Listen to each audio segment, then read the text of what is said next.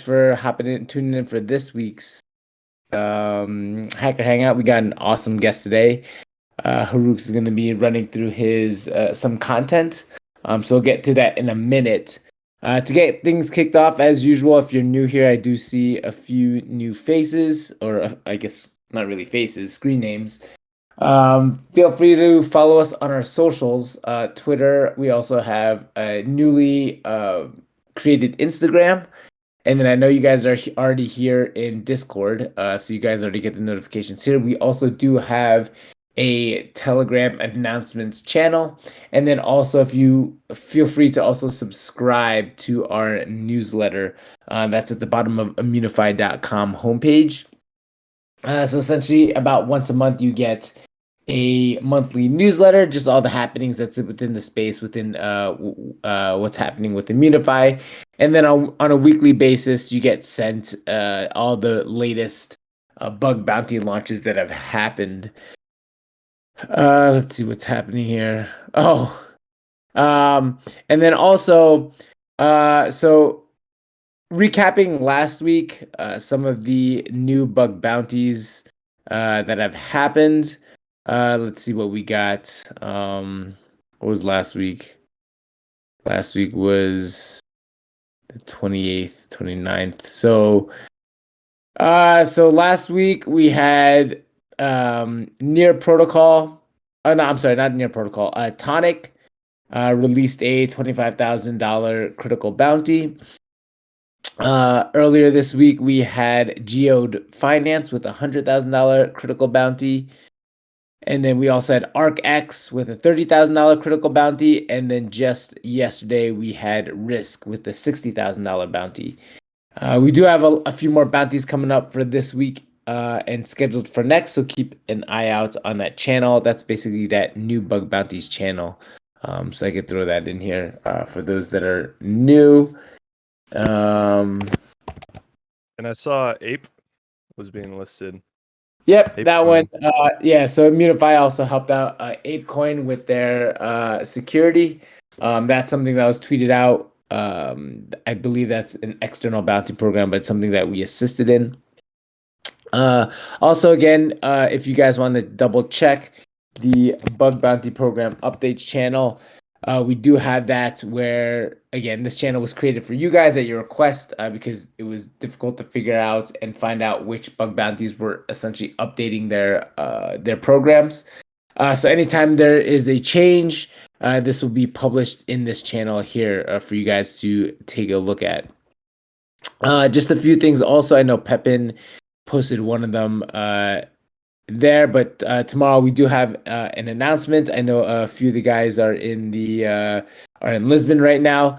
Also, in the fact that we have this one. Let me post the tweet here. I thought there was a tweet here. I'm sorry. It's in the event announcements. So event announcements. There's going to be a Twitter Spaces with Helio at 4 p.m. UTC. I will be speaking on that one, but I'll post it here for you guys. So a bunch of announcements that are going on. And then in terms of recapping anything that's specific, another new article has popped up for Immunify. So I'll throw that in here as well. Here's a new article that we pushed out. This was another one from Pwning.eth. I know you guys have been asking me to get them to hop on a Hacker Hangout. I'm trying. I thought I had them secured in one of these upcoming weeks, but his schedule is not allowing for that. So we'll see if we can pull him in one of the next few weeks. So in this case, what happened here? So he essentially found another bug. This was a little bit earlier this year, and he was awarded with $1 million bounty. And then Moonwell, which is one of the other projects, added an extra 50K on top. So he definitely got a significant upgrade there, which is nice, or significant, payout there. And one of the other ones that I want to bring up, this is pretty interesting. I don't know if you guys are familiar with Watchdog from DDoB. This is something that they've just recently launched out. And I just wanted to Yeah, what a chat, exactly. And I just wanted to share this with you. This is from the DDoB team. This is actually pretty interesting. They're working on essentially a proactive layer of security here. So this is pretty interesting. So I would give this a quick read. It's a quick little thread to get you to understand Watchdog. And they do have a white paper about that service also thrown in that thread. So pretty interesting. Definitely something to take a look into. And with that said, I will go ahead and hand this over to Haruk. So I would give you, Sure, sure, sure. hey man, I'll let you take the lead. Give yourself a quick intro, how you got into this space, how you got into I guess bug bounty hacking, how you got introduced to Immunify, and then I also throw the link in here for you guys to follow along when he runs through this. So I'll give you the lead here, and then I'll help you answer any questions and kind of direct some of the conversation if needed. Sweet, sweet. Thank you, thank you. All right, so yeah, I'm Harooks. You can pronounce it however. I honestly don't even know it myself, but security researcher, and I mainly do just audits and doing bug bounties on Immunify, Code Arena, anything like that, and um I started in security in Web3. I didn't have any Web2 previous knowledge, but around February, I haven't been in it that long. So February is when I first got into the security aspect. Um, Earlier last year is when I started developing in smart contracts, and that got me really interested. But um, just sort of like the big hacks are like you'd see like millions of dollars being stolen, and I'm like, oh man, like that's super exciting. Like I want to be a part of that.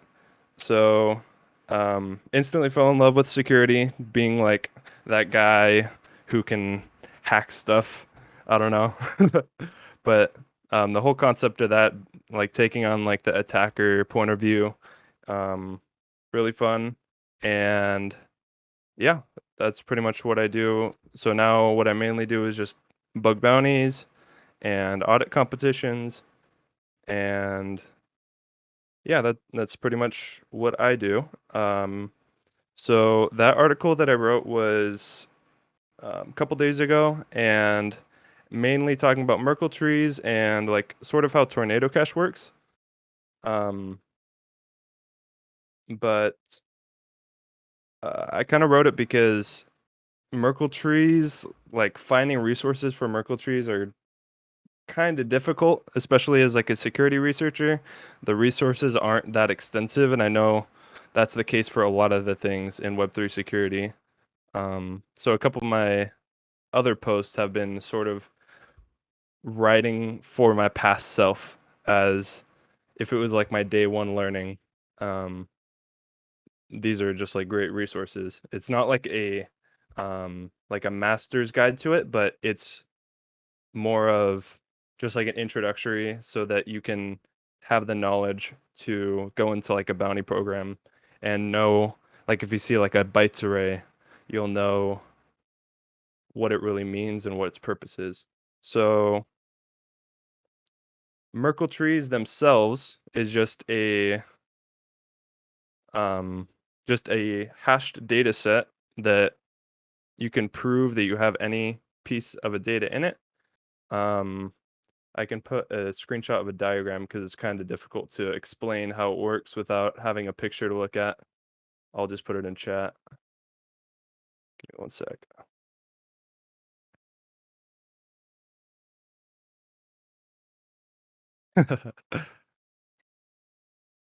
Right, so basically this is how blockchains essentially work for finding the next hash to a block. Like this is how Bitcoin works, how um, a lot of like proof of work chains work. So you can see L1, L2, L3, L4. Those are just like the data sets, and each individual one is hashed, and that's the bottom. Those four are considered the leaves, And basically to build the root hash, which is essentially the hash that you prove your data against to prove ownership or like knowledge of a certain hash, is to hash each two hash sets together, and it makes those branches that light blue, and then you hash those together and you make the top hash. Now it can be, the data set can be of any size. What's cool about Merkle trees is it can be like any arbitrary size you want, and any it can be like any size of data, but basically they're just put down to a single hash, and you can prove that you own a single piece or leaf of that data set by essentially you feed it what's called proofs, which if I wanted to prove ownership of hash 00 at the bottom left, then I would provide hash 01 and hash 1 as proofs. And essentially when you're proving ownership of it, you're just you're rebuilding your own version of the hash, the top hash. So if you have hash 00 and then you give it hash 01 as one of your proofs, you get hash 0, and then you hash 0 with hash 1, and you get your top hash, and then you compare that with the hash that like the protocol uses for essentially proving your ownership of it. So typically this is found in like whitelists or like what are called Merkle drops. But within a certain amount of data, it's more efficient, gas optimized on smart contracts to actually use Merkle trees over something like an allow list, where you're comparing it against a data set like on a backend or something like that. Uh, right. So in the blog post that I made, you can see it linked in chat. I basically go over how the Open Zeppelin library works. So you're basically, if you see in any contracts like the verify function, basically the bytes array proof, it can be provided on the front end, or it sort of depends on how the protocol handles it. And the root is basically what you're comparing it against. So I'll link the function in chat. Yeah, so it is cheaper compared to a whitelist to a certain point. I believe I think it's 1,000 entries until allow lists are actually more efficient. But having a smaller data set allows it to be more efficient. So that's the Open Zeppelin's verify function. So you're feeding it, the proof array is basically the nodes that you need to rebuild the root hash that you also provide. And then the leaf is the data set that you're proving ownership of. And that's pretty much that for like a basic application for a whitelist or any basic ownership. And basically Tornado Cache utilizes this with ZK Snark, which is it's a very long acronym. Zero knowledge, succinct, non-interactive argument of knowledge. That's a lot.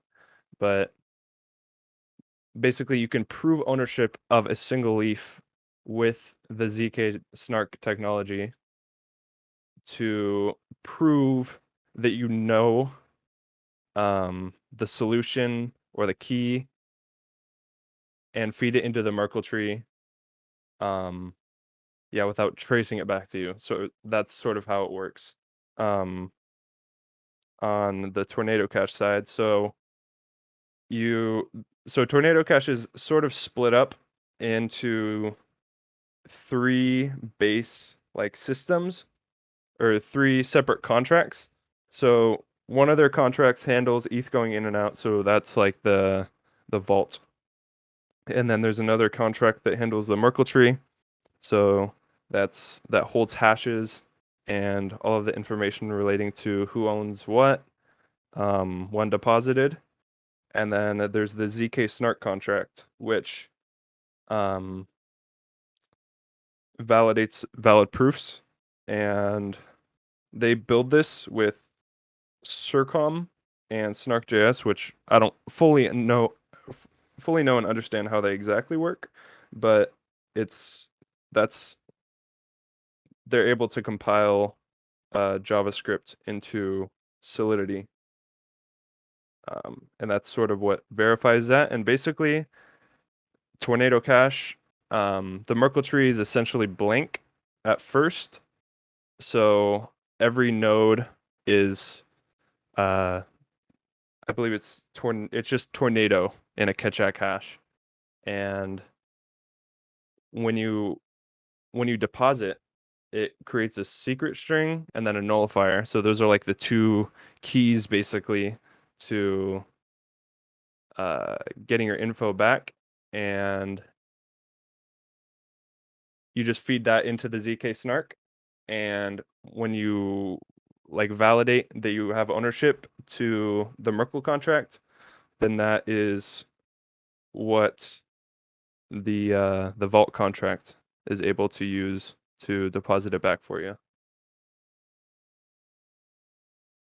Let's see.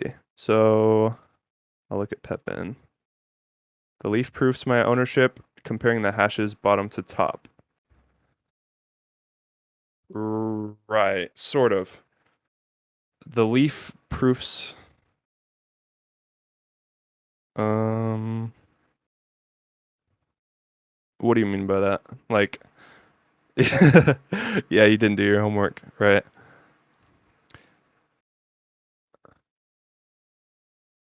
Yeah. Okay. So that's pretty much that for Merkle trees. If you guys had any questions about that, I can sort of go over it. It seemed at first it's it feels super complicated because there's not many resources, like I said, for like security researchers or developers to learn about this kind of stuff. Um, and then another thing I should mention is like for vulnerabilities, Merkle trees they're pretty solid. Like they're basically impenetrable. So all of the vulnerabilities that you're going to be able to find are going to be like replay attacks or anything like associated with nonces. So if you're able to basically just reuse your signature multiple times, that's one of the most known vulnerabilities associated with it because the system is pretty impenetrable. The relevance of understanding in terms of bug hunting. Yeah, so some bridges incorporate this kind of stuff with signatures, and it's just important to kind of see like in the function calls, you'll see like bytes array, and you're like, what are these? Like, what does proof mean, right? So it's kind of easier when you understand how it works. Like, if it's using like a Merkle tree library, you can kind of like verify that it works rather than just like trusting that the Merkle tree implementation is right, and that's something to look for if they're not using Open Zeppelin's library.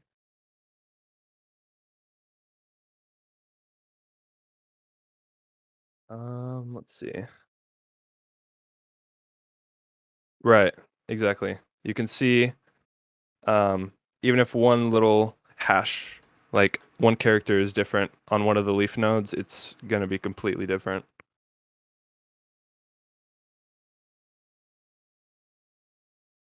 Okay, let's see what else.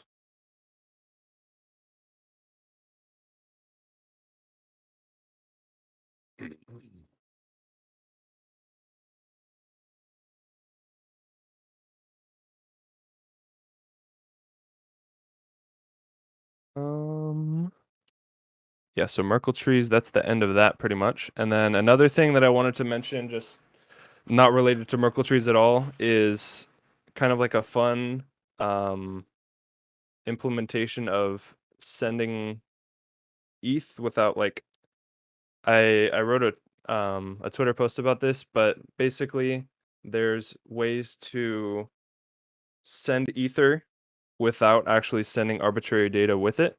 So like when you do a call to like a user, message sender, whatever, that's basically handing over control flow to the user calling, and then that leaves room for reentrancy attacks. And one of the things that I saw on I think it was Haka, I don't know how to pronounce it, Haka Finance on Immunify, um, was the fact that basically what they do is they create a new contract with the balance of the amount that they want to send to you. And when they self-destruct that contract, then basically the opcode that sends that ether doesn't send any data. So there's no room for reentrancies. And I'll see if I can find the EIP, but there's some cool implementations with that.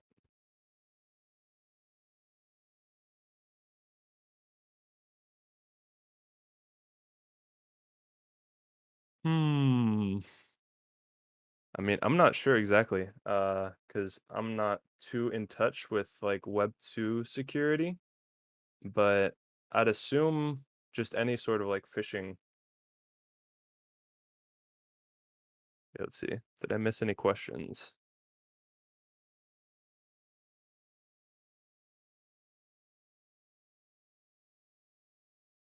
Right. Yeah. Any sort of front end, people who aren't directly any manipulation on the front end is going to be dangerous for the contract because they can basically just change the implementation of that.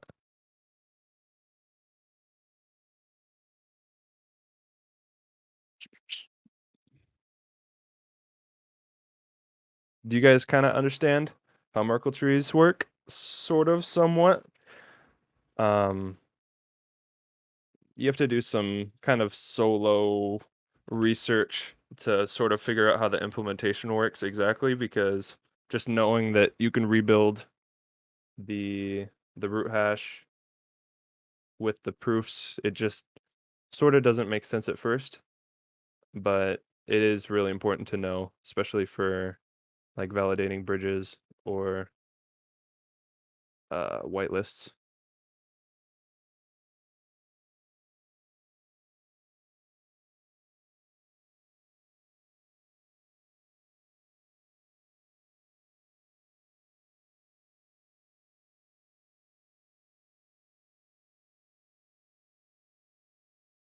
What's the best way to understand the nitty-gritty details of Merkle trees? Sort of analyzing like current libraries is sort of the best way to do it, and just seeing a lot of visual models and implementing it yourself is obviously doing is a great way to learn, right? So just even if you just went on Remix and you made like a simple like whitelist, you can just implement Open Zeppelin's library, and the way that you create the root hash is like you can do it in there's a lot of different libraries, like there's JavaScript libraries, Python libraries, um, because the implementation for getting the Ketchak hashes are a lot different in Solidity than other languages. So you'll have to see from language to language, whichever scripting language you prefer to generate the root hash. And then um, basically you generate the leaf. If it's like a whitelist, then you're just hashing the message sender and comparing that as the leaf.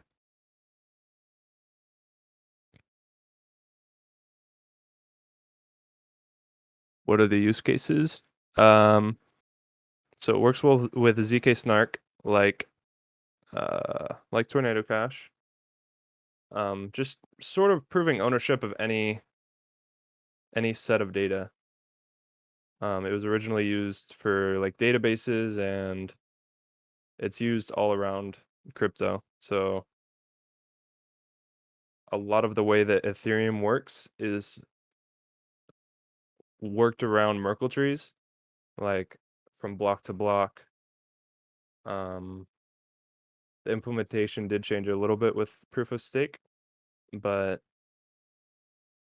Merkle trees are sort of the building block of crypto since the Bitcoin white paper.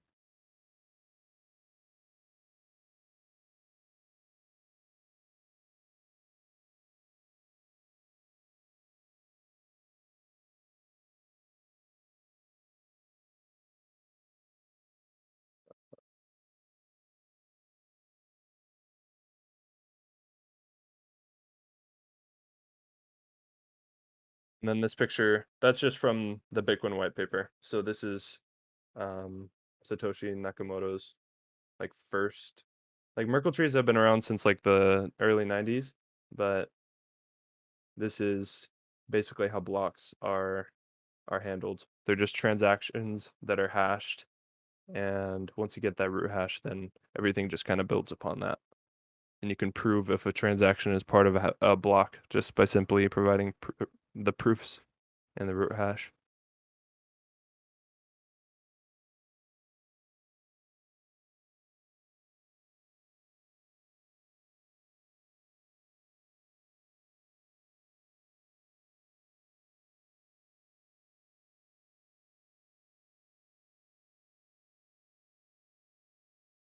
Did I use what? Muhammad explain. Oh, okay. Yeah. So that's one of the most popular ones. So you could use that for building any kind of Merkle tree hash.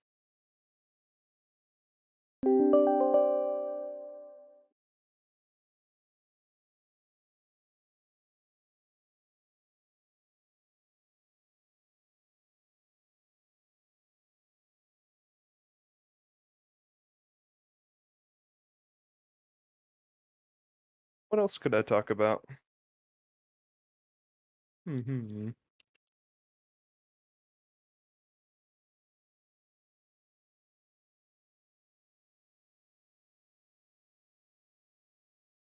Proofs can be retrieved by anyone.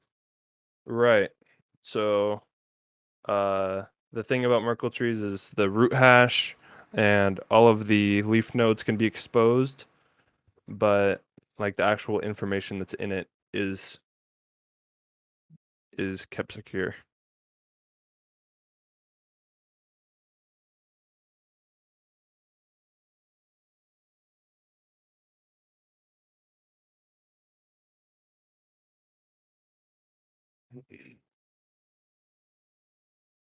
Right. So, let's see. What does that do? Yeah, so SHA-256 is just the catch-I cache, and then um yeah, so get proof. Yeah, so that's in the Open Zeppelin library. Uh, let's see if I can grab it. Entry-level smart contract auditors. Should they start with formal verification or start playing with tools like Slither and Echidna? So automated tools are sort of they're really, really important for just like standard audits and doing security reviews, but not necessarily for bug bounty programs. But yeah, I would like Slither, Manticore, Echidna, all of like Trailbits tools are really um core tools that you should learn how to use because they're even in um like project directories, so you kind of need to know how that works. And especially if you were to work for a firm, those are things that are used on a daily basis and can kind of like work around some typical vulnerabilities so you don't have to spend too much time in one spot. Yeah, so I wouldn't worry too much though right away with formal verification. I mean, formal testing really isn't that important unless you are doing some like I think I'm trying to remember the name of one of the formal verification tools that Trilobits used. I think it's called Scribble. Not sure, but those automated tools are very important. Yeah.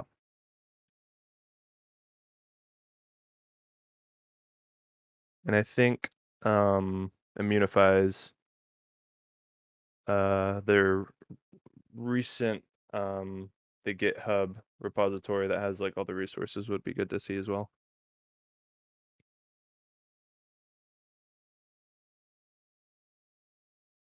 Good at gas optimizations and non-criticals. Right. Okay, so just sort of reading the patterns of like past hacks or like postmortems and just sort of seeing how the previous hacks worked. And I sort of work backwards. So if it's like a treasury or if it's for like a swap platform, just rerouting backwards from, let's say, like a transfer function or anything like that. And if you try to cut out as much reading as possible and try to just like hone in on one idea. Like want like I want to somehow do some sort of governance like manipulation. Just sort of have like a goal. If you find that easier and just like keeping notes for leads, I think is really important. Ooh, Flame Horizons post. Yeah, that's good.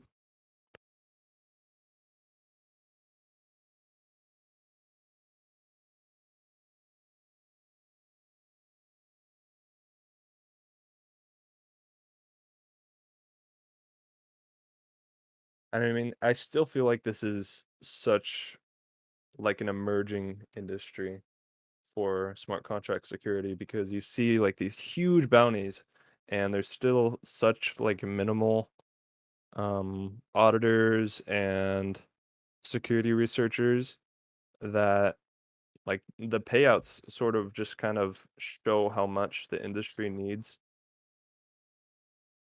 these researchers. So if you can get in early, which we are, it's awesome because especially in like an incoming like bull market that will inevitably happen, not financial advice, but um typically in bull markets there's a lot of like rushing to push out new protocols and sort of like make new advancements in smart contracts, not just because sort of right now it's more like forks and um not to say it's all of the same thing, but um it can sort of feel like that.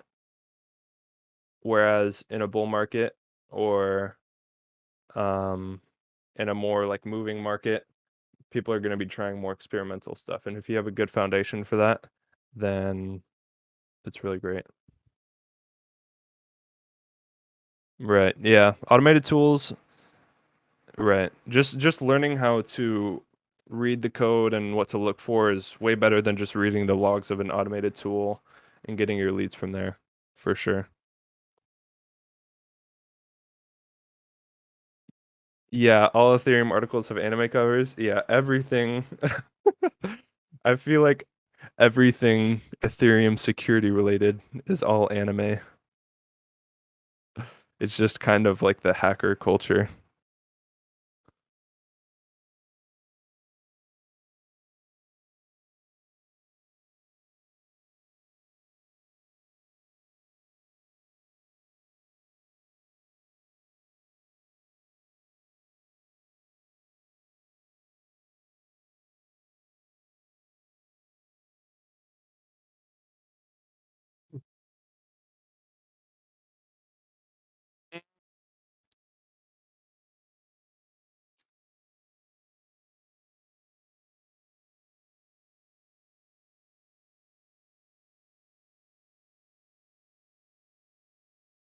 Uh, I don't know about automated tools for beginners. I mean, It's not like a huge undertaking to even learn it in the first place, so I wouldn't stay away from it entirely if you're a beginner, but just learning how to detect it manually is really important.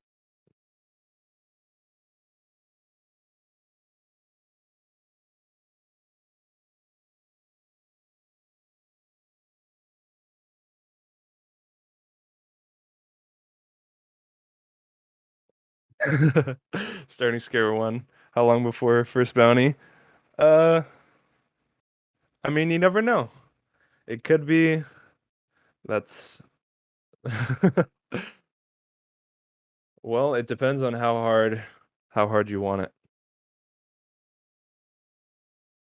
Because even just having introductory knowledge to programming, people have seen some like huge rewards, even just understanding like the basics of like how economics work in those DeFi protocols. But yeah, Ethernaut is a great start though. Any courses or workshops to study blockchain security or maybe a book? I wouldn't say there's books, but I mean, I think the single best uh resource period for learning blockchain security is this channel, Smart Contract Programmer. Watch all of his videos. They're literally gold, especially the vulnerability ones, the vulnerability specific ones, the one with the red icon on it. Those are really great for learning. Like you could even skip CTFs. Like these, they're really important for learning. Those are sort of like the foundation, especially one of his most recent videos, read only reentrancy. There's some pretty awesome stuff that you can do with reentrancy, like doing some sort of state changes, and then when you exit the contract and you have control flow, you can do sort of things that read the state of the contract that you had manipulated without actually re-entering the contract. You're just entering another contract. So you don't have to worry about like reentrancy guard or any sort of reentrancy protection because all you're doing is just reading the state.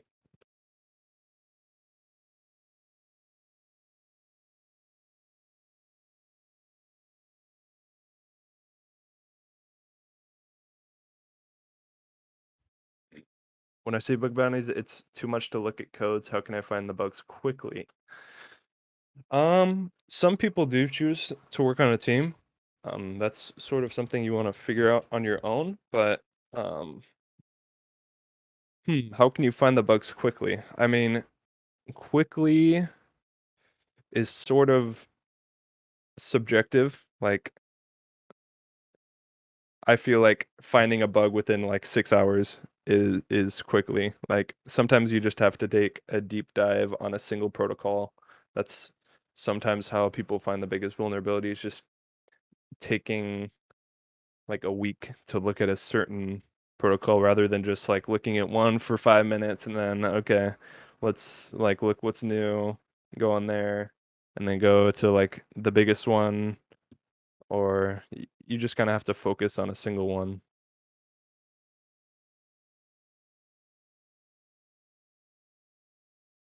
And I work alone personally.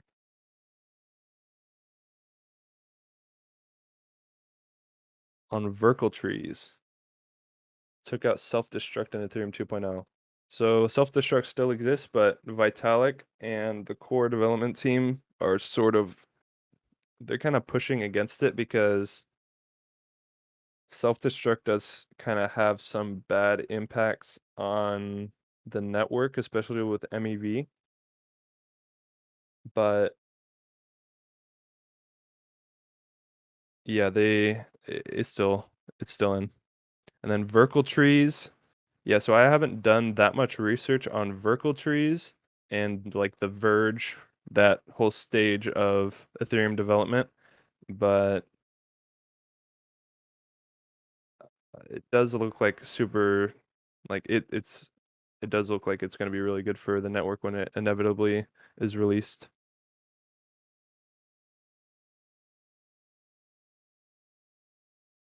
How much time on average do you spend on a protocol? Hmm. On average, if I was to have a day that I was like, oh man, I'm gonna like do bug hunting today, whether like if it's not like a side project, if I'm doing like some sort of like development on the side and I just have like some time in between, I'd say anywhere from 5 to 10 hours.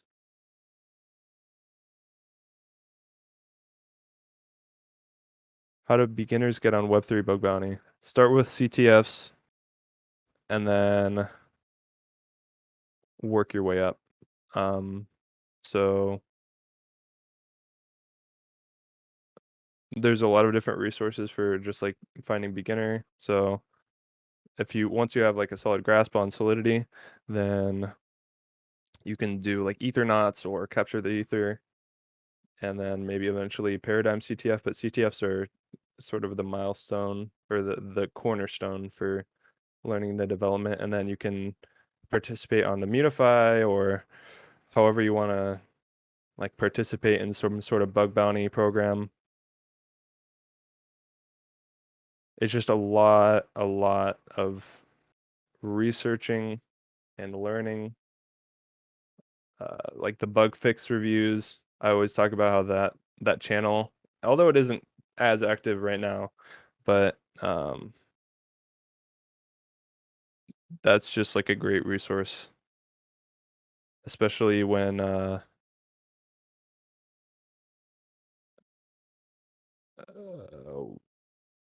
what's his name? Immunify Waifu. He doesn't post that much anymore because there's not that many like postmortems as of like this month. But if you go up there, there's some really great postmortems and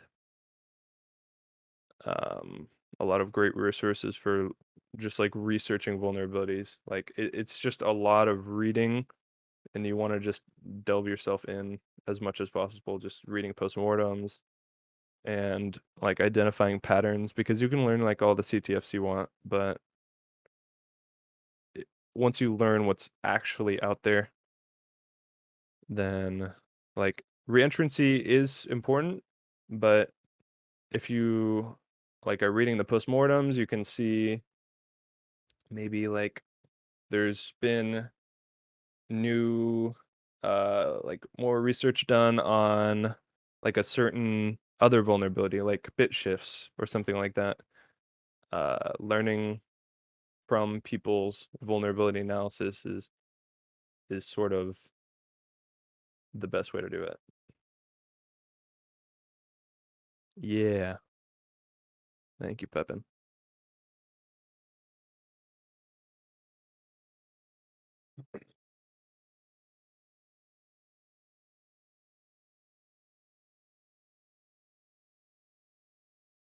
Without having access to GitHub repo. Uh, do you not have access to it? It should be, it's a public repo. Are you referring to the one Pepin sent or?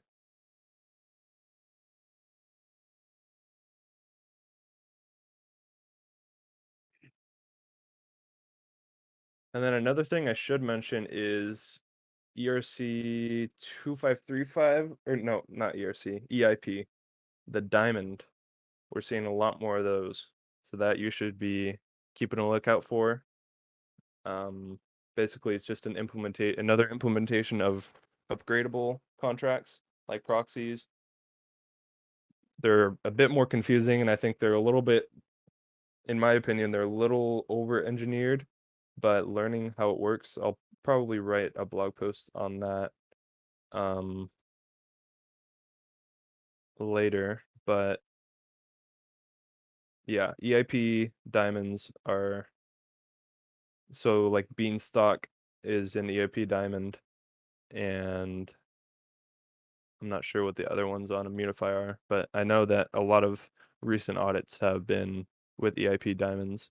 Basically, diamonds are it's like a proxy contract that you can add multiple implementations to. Yeah, maybe I come back and talk about proxies, right? Yeah, diamonds. Ugh, diamonds are rough. You need particular tools to read them, and just like reading it like straight on Etherscan is rough. Like you have to look through like all of the transactions that went through because there's no like native implementation on Etherscan to navigate diamonds. So it's kind of like a free for all. It's kind of like security by obscurity. It's it's rough. So there definitely should be more resources for that. Yeah, Immunify Waifu, you've been slacking, bro. I think it's mainly just the landscape right now for found vulnerabilities because I think in my opinion like August, September that was sort of like it got heated. Like especially when Pwning.eth reported those two vulnerabilities within like a couple weeks or month. That was like a huge time for bug bounty hunting. But right now it's kind of cooled down.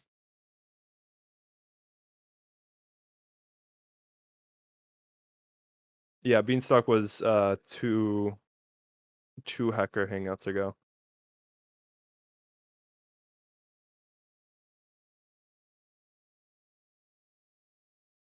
Right. Yeah. There's a lot of like cloudiness around it. But then again, the cloudiness is a fantastic opportunity to learn it faster than everybody else and find a vulnerability related to something logical.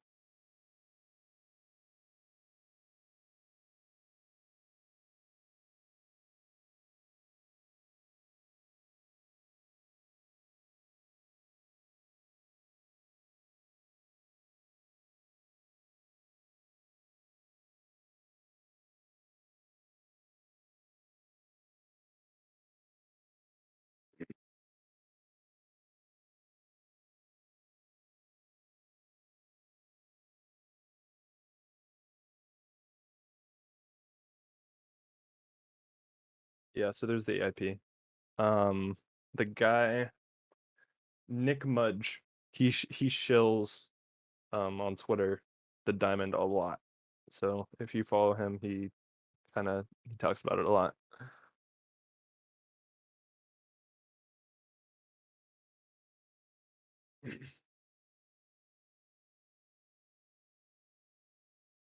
Yeah, exactly. He could probably explain it well, but I don't know. I think it's a little bit too overcomplicated. The diamond idea is like Uniswap. If they did version one, version two, version three, like they didn't need something that's that dynamic. It kind of like goes against the core principles of blockchain because of how dynamic it is, and you're just you're just changing it like all the time, and it makes it not readable at all. Whereas like a proxy, I think that's sort of still within like blockchain's core beliefs. Yeah, definitely. You can have a huge code base on a single contract.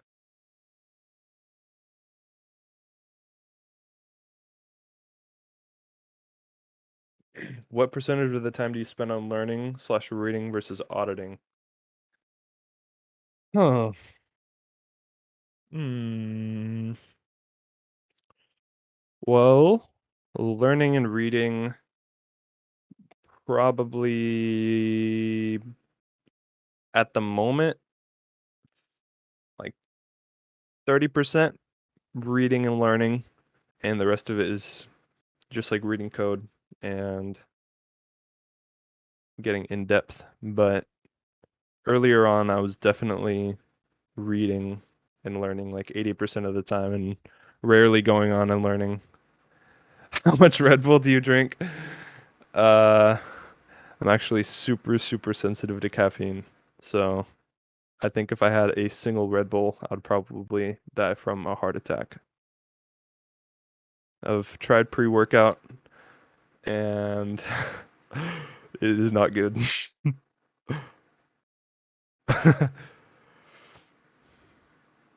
Is SWC outdated?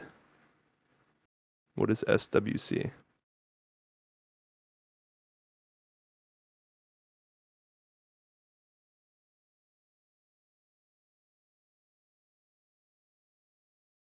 How many bugs have you found in Immunify? Not, I can tell you that they're not high or critical. Um, just like informational and low. I would have to check exactly how many, but I don't know. I'm not on Immunify as much right now as I would like to. I think it's cool seeing a lot of people coming on though. But hopefully you'll see me. I'm hoping by the end of the year I'll find something cool. It'd be super sweet to have one of those unique NFTs that are minted for the Hall of Fame. Honing is hogging all of them right now. I need him to share some clout. Solidity Fridays. Oh, okay. We need Solidity Fridays on Immunify. Yeah, exactly. Yeah, just don't worry about that 10% cut that you guys take. You guys could just, I mean, it's a lot, you know? Just send a little over to your boy. No, but Poning, I've talked with him a bit. He's insane. He's a pretty sick guy. Challenge, find valid, low to medium bug. Never happened. Impossible challenge. Yeah. A lot of those, it it honestly is kind of harder to find those kind of bugs because those all of those lows are uh kind of found before development. So it's a lot of valid highs and criticals if they make it past escalation.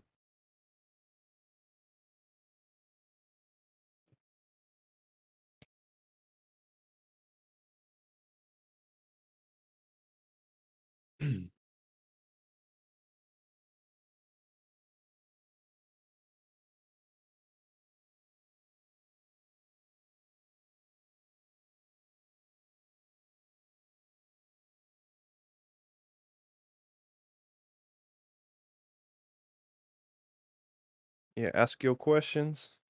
We still here?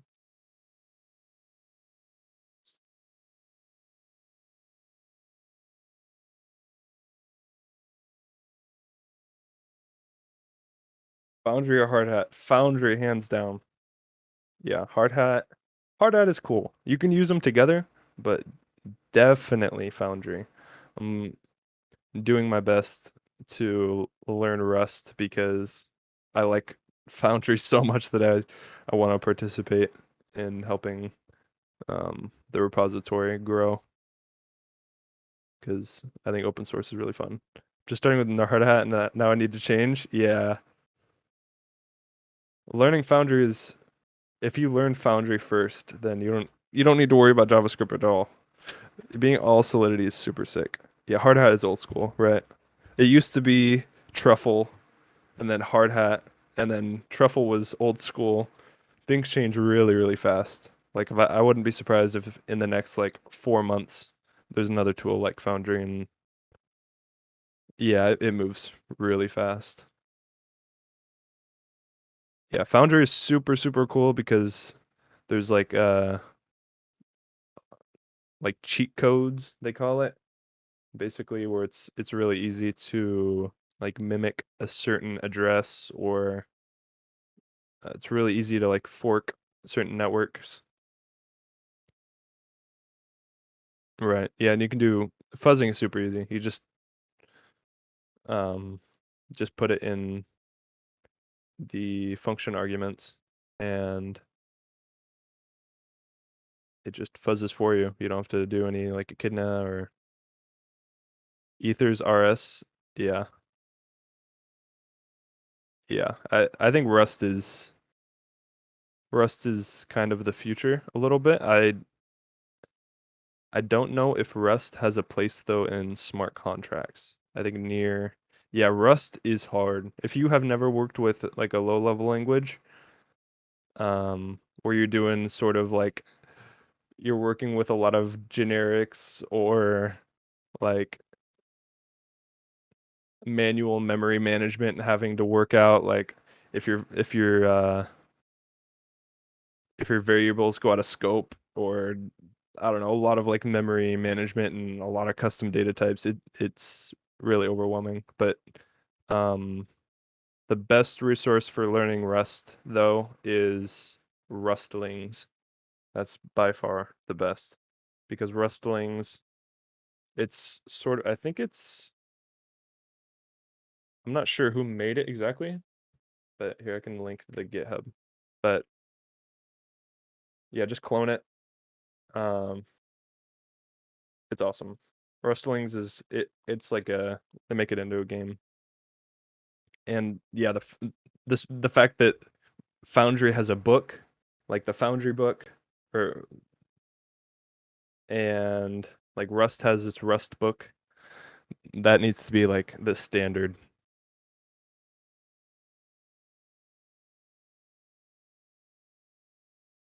Yeah, I don't think LinkedIn Learning has anything useful. Maybe for like management or stuff, but technically, no.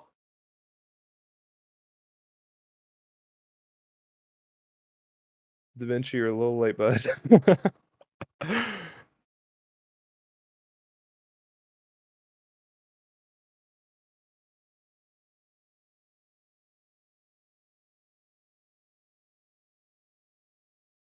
Really? I don't know. I haven't had good experience with LinkedIn.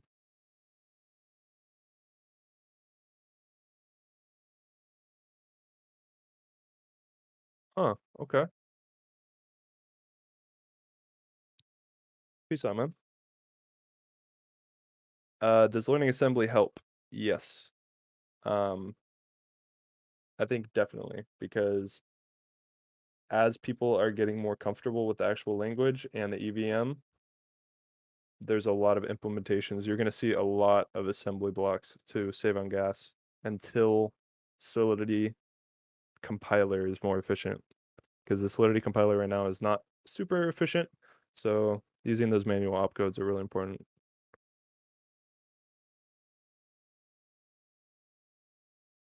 There's a couple games. I'll see if I can find the GitHub repo, but there's a couple game types that are like Rustlings, but like you run it on your. Yeah, let me find it. Yeah, and I just want to hop in here because I know we're up on our time. So Sure, if you want, I don't know if you have any more flexibility, I could leave the stage for you to answer some more questions that hop in. But if you got to run, it's all good. We I'm telling you, continue I can jump everything in. in the yeah, we can just continue everything in the event channel. But I think before like we kind of hop off here, Yeah. or before we kind of hop off, I just want to have everybody give Harooks a big thanks for hopping on and taking the time out to A, answer questions, but B, also run you guys through Merkle Trees and sharing a bunch of his resources. I think he's again like this is the same thing that I say to a bunch of our in a bunch of our hacker hangouts is that there's a ton of smart people in this Discord chat in this community, and it's really a waste if you guys don't actually utilize that and ask your questions in here. So to even have Harooks hop in to just field some questions, help you guys out, and just have this awesome discussion is really awesome. Definitely an asset, and like for those that have missed, hopefully that those guys can watch the recording because there's a lot of really good information and resources being shared in the chat here. So thank you again, man. Yeah, I appreciate you. I've been lurking for a while. I know you have been. You definitely Yeah. have been. It's awesome. I'm glad you were able to come out of the woodwork and spend some time with us on stage. Spread some knowledge. I got I you. know. But awesome, yeah. So with that said, yes, this is recorded Da Vinci. I will go ahead and leave this on for a few more minutes. If you guys have any more questions, throw them in there. If not, Haruk's, thanks so much. You can bounce if you need to, or you could just field more questions if there's any more. But it seems as if, again, like I just want to be respectful of your time. Yeah. That's all. Yeah. I'll dip out in a sec. But All yeah, I right. appreciate you again for letting me have a podium to speak. No worries, man. I poached you from last week, so glad Right. you're able to Exactly. hop on this. And thank you guys for listening. Appreciate you. Thank you, everybody.